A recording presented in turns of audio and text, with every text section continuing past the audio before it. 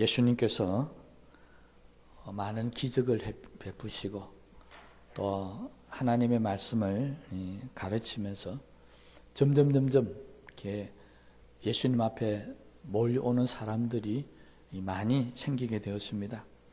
오늘 본문에 있는 말씀에도 베세다 광야에서 일어났던 이 사건을 우리에게 전해주고 있는데, 여기 보니까 5,000명이나 먹고 12광주리가 남았다라고 그렇게 이야기를 합니다. 이 이야기는 얼마나 많은 사람들이 예수님을 찾아오고 또 예수님을 따라다녔던가 하는 것을 알 수 있습니다. 예수님께서 이들에게 먹을 것을 주시기 위해서 빌립에게 우리가 이 사람들에게 무엇을 어디에서 사서 이걸 먹일 수 있겠는가, 이렇게 하신 것이 아니었다고 지금 성경은 우리에게 말씀을 해주고 있습니다. 이 사람들을 먹이기 위한 목적으로 오병이의 기적이 일어난 게 아니었다는 것입니다. 그러면 오병이의 기적은 어떻게 왜 일어났느냐라고 보니까, 오늘 본문 말씀 보니까 예수님께서 빌립을 시험하고자 했다는 것입니다. 우리는 이 본문의 가장 핵심적인 구절을 자꾸 잊어버리고 오병이의 기적만 자꾸 기억을 합니다. 실제적으로 이 본문이 지금 우리에게 이야기하고 있는 것은 예수님께서 빌립을 시험하기 위해서 했던 일이 결과적으로 나타난 것이 바로 오병이의 기적이었다, 이렇게 보는 것이 정확합니다. 예수님은 빌립을 어떻게 시험하셨느냐, 여기 말씀 보니까 우리가 어디서 떡을 사서 이 사람을 먹이겠느냐, 이렇게 묻습니다. 자, 여기에 빌립의 대답이 아주 재밌게 나오죠. 각 사람에게 조금씩 주더라도 200데나리의 뜻이 모자랍니다, 그렇게 얘기합니다.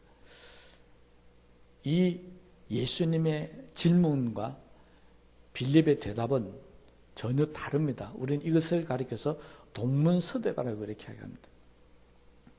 지금 예수님은 우리가 어디서 라고 하는 어디서가 핵심적인 단어입니다. 그런데 빌립은 사스라고 하는 산다라고 하는 말에 꽂혀버린 겁니다. 그러니까 살려면은 뭐가 있어야 됩니까? 돈이 있어야 되는 것입니다. 그런데 주님은 지금 이 많은 사람들을 먹이려고, 그걸 먹이기 위해서 돈이 필요하다는 이야기가 아니었습니다. 어디서, 지금 장소를 이야기하고 있는데 빌립은 재빨리 계산을 해서 돈 계산부터 했다는 것입니다. 이 본문의 다른 복음서에 보면은 좀 더 우리가 쉽게 이야기할 수 있는 말씀으로 되어 있는데, 너희가 먹을 것을 주라, 이렇게 기록되어 있습니다. 그러니까 뭐 산다라고 하는 표현이 없습니다. 그냥 먹을 것을 줘야 되는데 이 먹을 것을 어디서 우리가 구할 수 있느냐라고 하는 것입니다.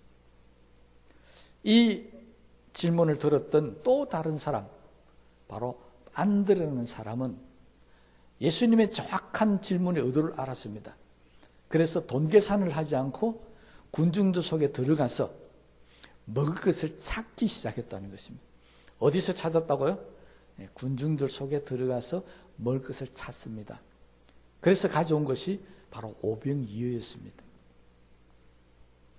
우리가 하나님의 말씀을 볼 때 하나님께서 어떤 의도를 가지고 우리에게 이 말씀을 하시는지를 제대로 알지 못하면 우리는 열심히 계산도 하고 열심히 머리도 굴리고 잘 했는데 결과가 예수님이 원하시는 답을 내어놓지 못한다는 것입니다. 어떤 문제든지 문제가 제출되면은 오답이 있고 정답이 있습니다. 잘못된 답이 있고 바른 답이 있죠. 그런 의미에서 빌립은 잘못된 답을 내어놨고 안드레는 바른 답을 내어놨다는 것을 알 수 있습니다. 바로 이것이 시험의 목적이었습니다.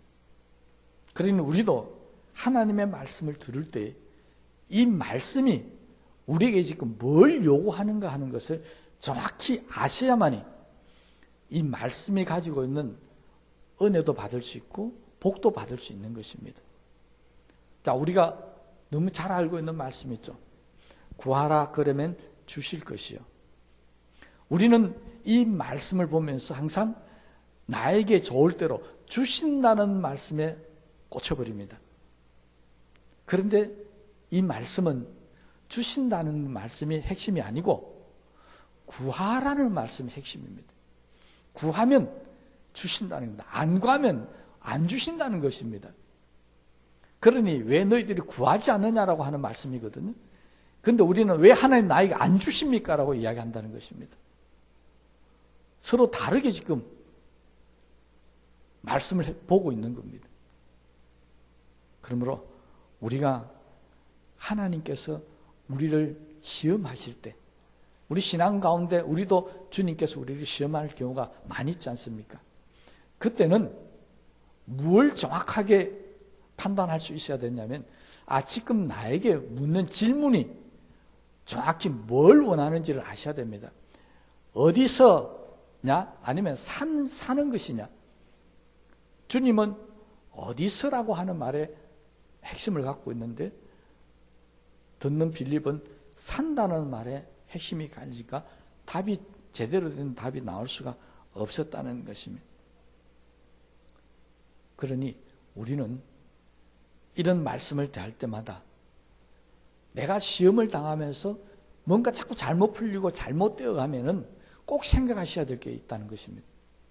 그것이 바로 하나님의 말씀을 제대로 들었느냐, 하나님의 말씀을 제대로 알고 있느냐 없느냐, 이것이 중요한 것이었습니다. 이 문제의 결과는 당연히 예수님께 있었습니다. 예수님께서 친히 어떻게 하실지를 아시고, 그러니까 이 문제의 결과는, 이 먹이고 하는 거는 예수님이 책임질 거, 예수님 당신께서 아셨다는 그 말 무슨 말이냐니까, 예수님이 이거 책임진다. 오늘 먹을 건, 이 광야에 모인 모든 사람 먹을 것은 내가 책임진다는 이야기입니다. 그런데 너희들이 도대체 어떻게 하겠느냐 보겠자 하는 것이 바로 시험의 목적이었습니다. 그러니 우리는 이 시험을 볼 때 주님이 하신 말씀대로만 하면 해결점이 나온다는 것입니다. 안드레가 그랬습니다. 어디서라고 말씀하시는 의미를 깨닫고, 그러면 이걸 어디서 구해야 될 것인가? 들어가서, 군중 속에 들어가서 오병이를 가지고 오는 것입니다. 그리고 오늘 이 기적이 일어나게 되었습니다. 그런데 빌립은 잘못 생각했습니다. 그래서 계산부터 하죠. 빌립은 정말로 계산이 빨랐던 사람입니다. 그래서 할 수 없다는 것입니다.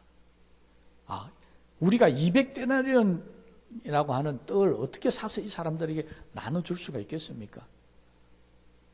안 됩니다. 그런데 안드레는 달랐죠.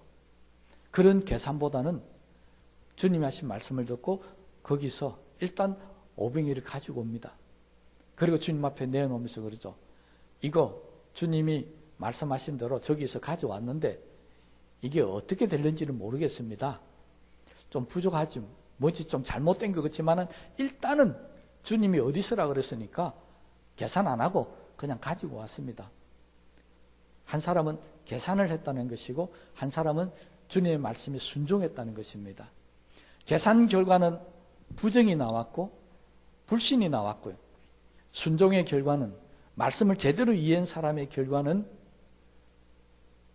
믿음이었고 결국 기적이 일어나게 되었다라고 하는 것입니다. 그러므로 우리도 하나님의 말씀을 대할 때 가장 조심해야 될 것이 바로 이겁니다. 말씀을 내가 어떻게 해석을 했느냐, 어떻게 받아들이냐에 따라서 이렇게 엄청난 결과가 달라질 수 있다.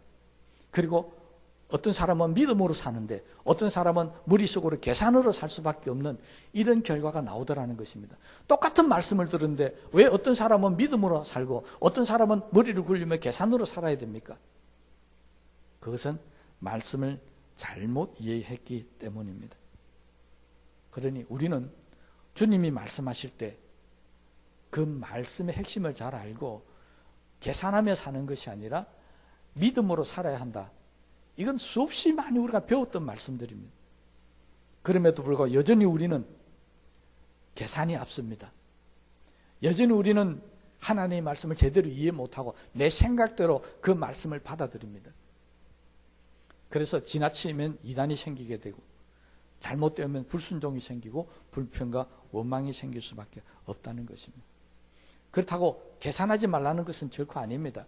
예수님께서 망대를 세우는 비유를 말씀하시면서 이거 계산 잘못해가지고 돈도 없는데 망대 세우려다가는 나중에 큰 망신당한다라고. 그러니 무슨 일을 할 때마다 계산을 정확하게 해서 내가 가진 것과 필요한 것 맞아 떨어질 때 그때 망대를 세워야 된다. 교훈하신 적도 있습니다. 계산은 분명히 해야 합니다. 그런데 그 계산 속에서 우리는 한 가지 꼭 빼면 안 되는 계산이 있습니다. 빌립은 이걸 빼버리는 바람에 계산이 잘못되었고 200데나리온을 갖고도 이 사람을 못 먹인다는 계산이 나왔다는 것입니다. 뭐가 빠졌을까요? 바로 예수님의 능력. 예수님께서 베푸시는 기적의 역사를 이 계산 안에 넣지를 못했다는 것입니다. 여러분, 항상 우리는 계산할 때 믿음을 빼버립니다. 하나님의 능력을 빼버립니다. 그러니 내가 어떻게 해야 될지도 모르겠고 또 이 문제를 어떻게 해결해 나가야 될지도 모른다는 것입니다. 그런데 믿음이 작동하기 시작하면은 하나님 말씀 붙들고 살기 시작하면은 그때부터는 달라집니다. 도저히 문제가 안 풀려 나오고 계산이 안 돼도 마지막 우리가 하는 말들은 뭡니까? 주여 믿습니다. 그런 순간에 분명히 계산이 안 나오는데 믿음이 생겨서 그 믿음만으로만 그 문제가 해결되는 것을 우리가 볼 수가 있는 것입니다. 그러니 저와 여러분들도 혹시 계산을 하게 될 때라 할지라도 절대로 빼놓지 말아야 될 것, 우리의 믿음이며 예수님의 능력입니다. 바로 빌립은 이거에 빠져버렸습니다. 그런데 안드레는 물고기 2마리와 보리 5개를 가지고 나오면서 그러면 어떻게 말씀했는가? 9절 말씀에 보니까 여기 한 나이가 있어 보리떡 5개와 물고기 2마리를 가지고 있나이다. 그러나 그것이 이 많은 사람에게 얼마나 되겠사옵나이까? 여러분, 안드레도 100% 정확한 답을 갖고 온 것은 아니었습니다. 여기 오병이가 있습니다. 여기까지만 했으면 좋을 텐데 그 다음 말씀이 뭐였다고요? 그러나 이게 이 많은 사람을 어떻게 먹일 수 있는지 나는 모르겠습니다. 그렇지만 주님 앞에 내놓습니다. 점수를 매기자면 한 7, 80점 정도밖에 안 되는 답을 내밀었습니다. 그런데도 이거 어떻게 되는지 내 생각은 도저히 계산도 안 나오고 이거 갖고 어린아이 하나 먹을 도시락밖에 안 되는데 이 장년들만 5천 명이 있는 이 상황에서 이게 어떻게 사용될지는 나는 모릅니다. 그런데 왜 가져왔습니까? 나는 계산이 안 되고 나는 모르겠지만은 그러나 주님은 어떻게 하실 수 있겠습니까? 주님에 대한 기대, 주님의 능력에 대한 뭔가 기대를 갖고 그걸 들고 나왔다는 것입니다. 그때부터 오병이의 기적이 일어나기 시작을 합니다. 여러분, 이 본문을 통해서 주님은 지금 우리에게 아무리 작은 거라도 때로 우리가 믿음이 좀 부족해서 100점짜리 믿음을 못 갖고 있다 할지라도 혹시나 하는 마음에서라도 주님 앞에 갖고 나오면 주님이 은혜를 베푸시고 기적을 베풀어 주신다는 것입니다. 우리는 이걸 믿어야 합니다. 안드레는 이 시험 속에서 바로 그것을 주님 앞에 보여드린 겁니다. 이 작은 건 내 계산으로도 안 됩니다. 나는 모르겠습니다. 그런데 주님은 뭔가 하실 수 있지 않겠습니까? 라고 그 작은 것이라도 주님 앞에 드렸다는 것입니다. 여러분, 우리도 신앙생활 하면서 특별히 올해 저와 여러분의 삶 속에 정말로 오병이의 기적 같은 역사가 일어나기를 소원하신다면은 우리는 우리들 속에 있는 것 아주 작은 것이라도 주님 앞에 내려놓고 기도하시기 바랍니다. 이 작은 것이 앞으로 어떤 기적이 일어날 줄은 모르겠지만, 얼마만큼 많은 것으로 변화될지 모르겠지만 일단은 주님을 위해서 드립니다.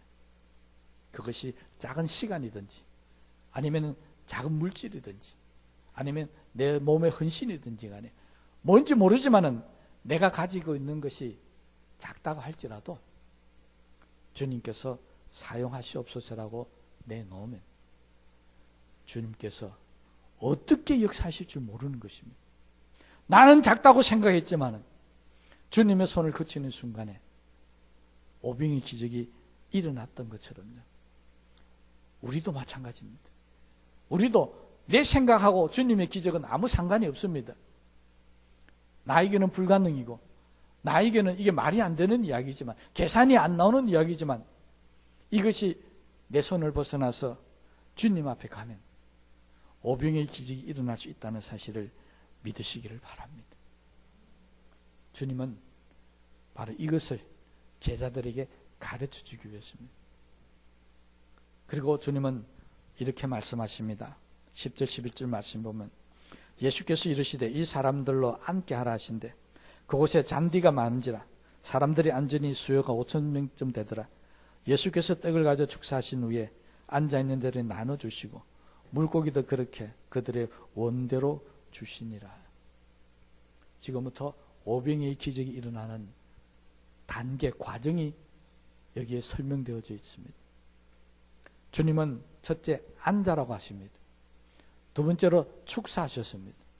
그리고 세 번째로는 나누주라고 그랬습니다. 이것이 바로 오병이의 기적이 일어나는 과정이었고, 우리에게 시험이 다가올 때, 하나님께서 우리에게 시험을 주실 때 우리가 어떻게 이 문제를 풀어가야 되는지 바로 해답, 풀어가는 과정을 우리에게 정확하게 말씀해 주고 있습니다. 여러분, 오병이의 기적, 아니 이 기적이 아니라 모든 하나님의 기적은 첫째 단계 뭐 하라고요? 우리가 앉아 있으라는 것입니다. 여러분, 우리가 서 있는 경우가 많습니까? 앉아 있는 경우가 많습니까? 서 있기를 좋아합니까? 앉아 있기를 좋아합니까? 다 사람들은 앉아 있기를 좋아합니다.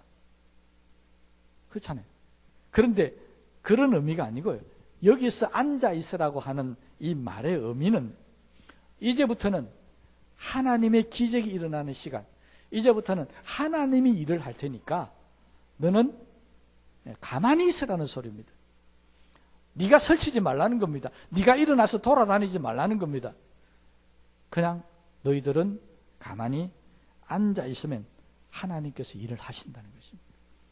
그 말은 내가 움직이고 내가 뭔가 다니면 하나님이 일을 안 하시겠다는 것입니다. 이것이 우리가 시험을 통과하는 방법 또는 기적을 얻는 방법입니다. 여러분, 이 말씀 기억나십니까? 출애굽기 14장 14절에도 모세가 똑같은 말씀을 하십니다. 홍해를 건너기 직전에 이스라엘 사람들이 다 죽겠다고 못 살겠다고 할 때 뭐라고 했었습니까?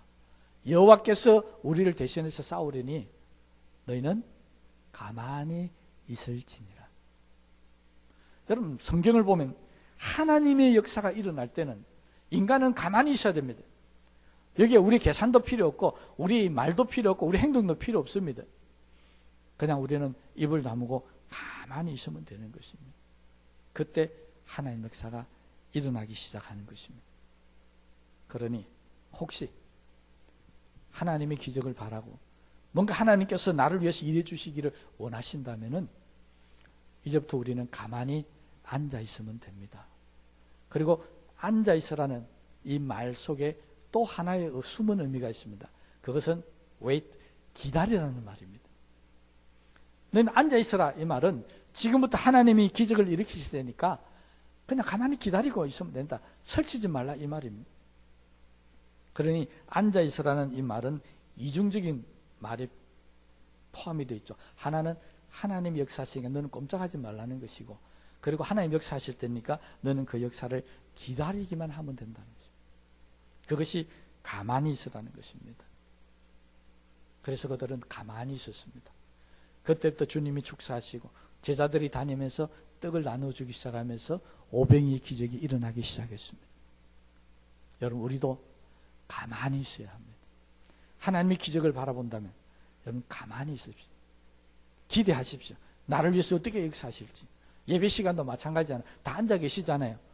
왜 앉아 있습니까? 왜 가만히 앉아 있습니까? 말씀을 듣고 은혜 받고, 말씀을 듣고 뭔가 하나님 축복을 얻기 위해서 우리는 가만히 있습니다. 기도할 때 왜 가만히 있습니까?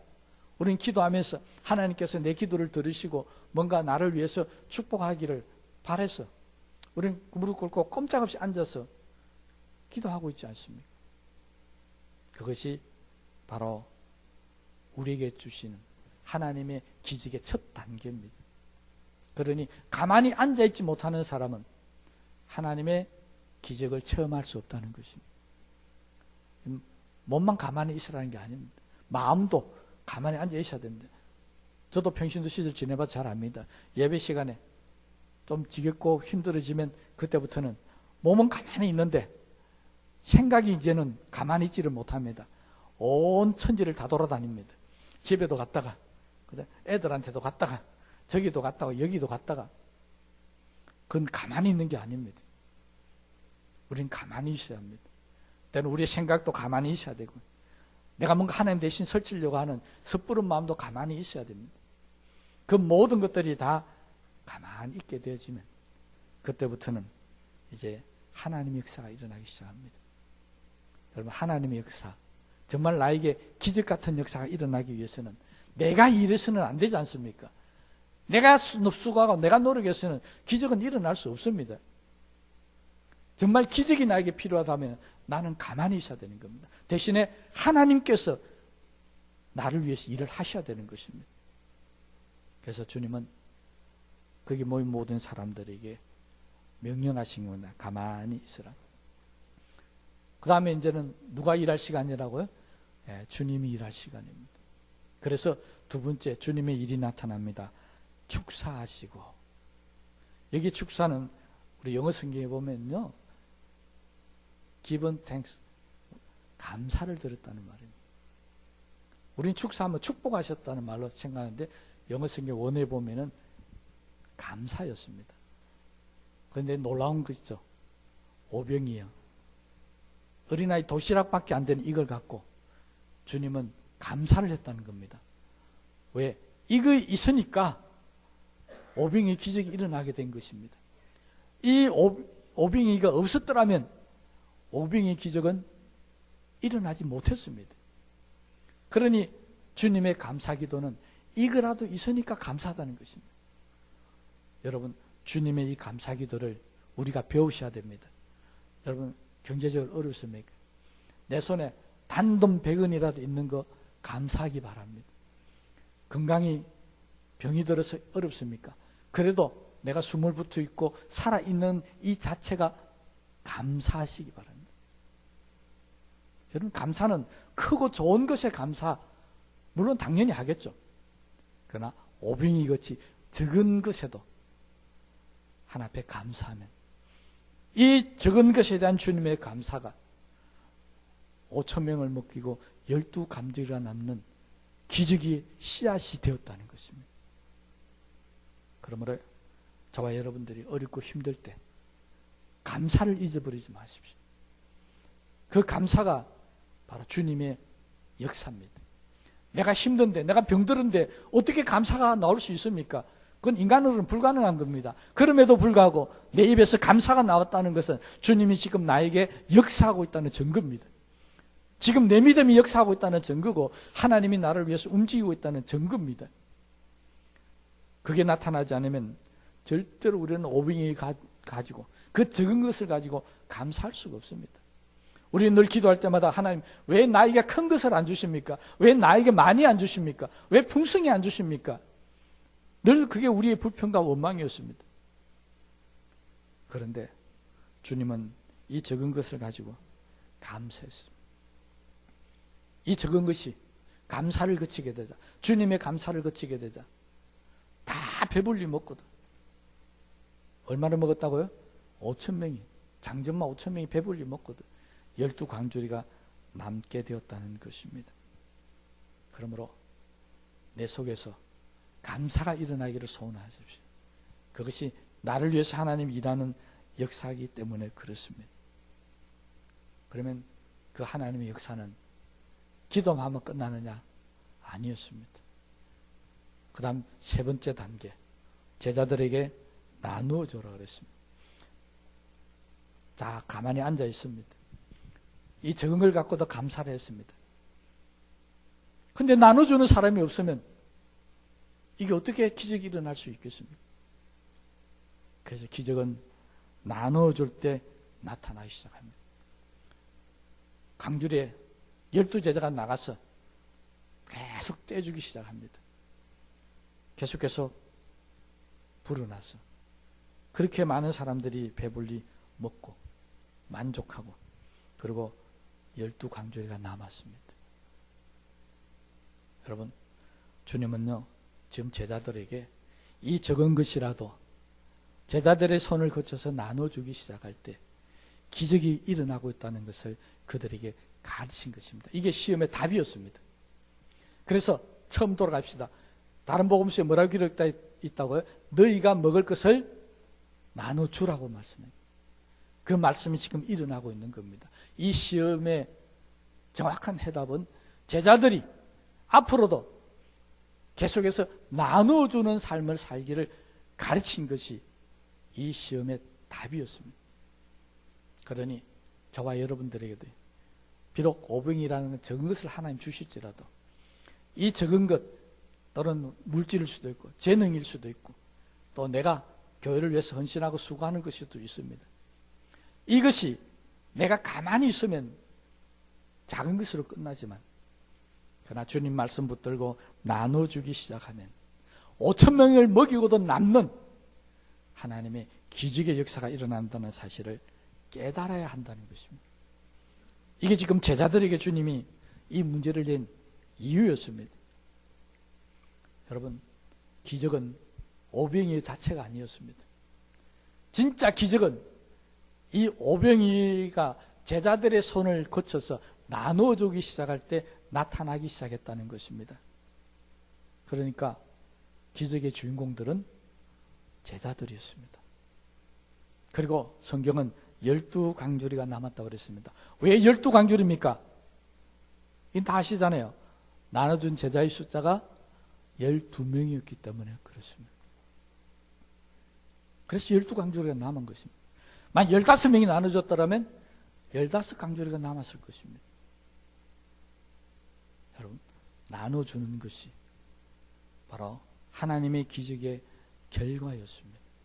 오병이가 있다 할지라도 제자들의 손을 거쳐서 나눠주지 않았더라면 이 기적은 일어날 수가 없었습니다. 그러니 주님은 지금 이 시험을 통해서 앞으로도 너희들에게 하나님 주시는 것을 너희들이 가지고 있는 것이 아니라 많은 사람들에게 나눠주기 시작할 때 그때마다 기적이 일어난다는 것을 이 오병이의 기적을 일으켰던 주님의 시험의 결과였습니다. 그러므로 기도하면 이 수많은 것들이 우리에게 풍요롭게 먹이시고 채워주신다. 그것은 이 말씀을 잘못 보고 있는 것입니다. 이 말씀의 정답은 하나님이 나에게 오병이라는 것 적은 것이라도 줄지라도 이걸 내가 가지고 있는 것이 아니라 나눠줘야 하겠다. 그러면 기적이 일어난다. 이것을 깨닫는 것, 이것이 답이었습니다. 여러분, 오병이어를 12명의 제자들이 나눠주기 시작합니다. 그러면 이 물고기 2마리 얼마나 큰지는 모르겠습니다. 어느 날 그 도시락이라 했으니까 물고기 2마리가 몇 조각으로 나눠집니까? 12조각으로 나눠져야 됩니다. 그 얼마나 되겠습니까? 한 제자들이 가지고 있는 물고기 양이 얼마나 될지 짐작이 가십니까? 보리떡 5개, 크기가 얼마나인지 모르겠지만 어린아이의 도시락이라 했으니까 아마 조그만했죠. 그거 12명이 나누면은 얼마나 되겠습니까? 한 주먹도 안 될 겁니다. 그런 것을 가지고 5천 명을 먹이는 기적이 일어났습니다. 여러분, 내가 가진 것, 주의 말씀을 따라서 나누기 위해서 살면 그것이 오병이의 기적이 일어나게 된다는 것을 꼭 깨달으시고, 우리도 주님께 받은 것 나눠주셨습니다. 우리 교회에 매주마다 오병이의 기적이 일어나는 그런 놀라운 은혜가 있게 되시기를 주님의 이름으로 부탁을 드립니다. 우리 말씀을 생각하시면서 기도하십시다.